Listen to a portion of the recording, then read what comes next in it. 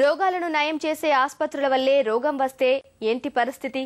అది ప్రాణాంతక వ్యాధి అయితే ఆసుపత్రి ఆవరణలోనూ భయపెట్టేదే ఎంఆర్ఎస్ఏ వ్యాధి. కానీ ఇప్పుడు దీని గురించి చింతించాల్సిన అవసరం లేదండి.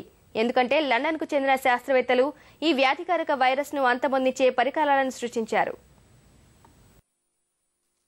ఎంఆర్ఎస్ఏ ప్రపంచంలోని మేటి ఆసుపత్రులను ఇన్ని రోజులు ముప్పతిప్పలు పెట్టిన వైరస్.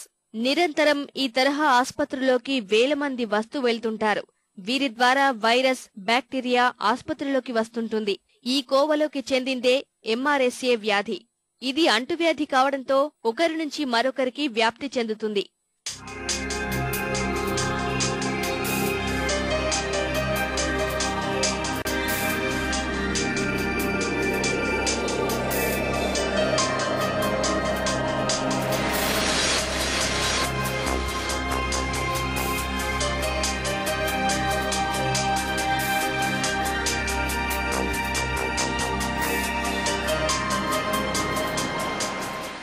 ఈ బ్యాక్టీరియాకి శరీరంపై ఉంటూ ప్రాణాలను సైతం హరించే శక్తి ఉంది.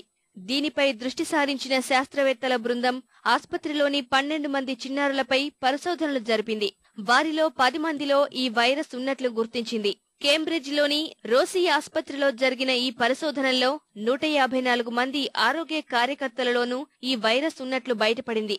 జన్యు అనుక్రమణ పద్ధతి ద్వారా వైరస్ నిర్మాణాన్ని తెలుసుకున్న బృందం దీనిని తుదముట్టించే పద్ధతిని కనిపెట్టింది. ఈ వైరస్ శరీరంపై దెబ్బలు, కాట్లు ఉన్న వారిని ఇబ్బందులకు గురి చేస్తుంది. వారి నుంచి మరొకరికి వ్యాప్తి చెందుతుంది. ఆసుపత్రిలో ఒకరి నుంచి మరొకరికి ఈ వైరస్ వ్యాప్తి చెందకుండా అడ్డుకోవాలి. ఎంఆర్ఎస్ఏతో ఆసుపత్రికి వచ్చే వారిని అడ్డుకోలేము, కానీ వ్యాప్తి చెందకుండా చేయవచ్చు. ఈ పద్ధతిని మరింత సరళతరం చేసి సాధారణ ఆరోగ్య ఉద్యోగి సైతం ఈ పరికరాలను వినియోగించేందుకు నిపుణుల బృందం కృషి చేస్తోంది. అంటువ్యాధులను గుర్తించడానికి డిఎన్ఏ అనుక్రమణ చేయడం ఈ పరిశోధనతోనే ప్రారంభించారు. Cost £500,000 or so to sequence a single bacterial genome, and now the cost has plummeted. Previously it would have taken many months to do the sequencing and to read the sequence trace, but now we can sequence the genome in under a day. వైద్య రంగంలో ఆధునిక శాస్త్ర సాంకేతికతను ఉపయోగించుకొని అద్భుతాలు సృష్టించవచ్చని శాస్త్రవేత్తల బృందం మరోసారి నిరూపించింది.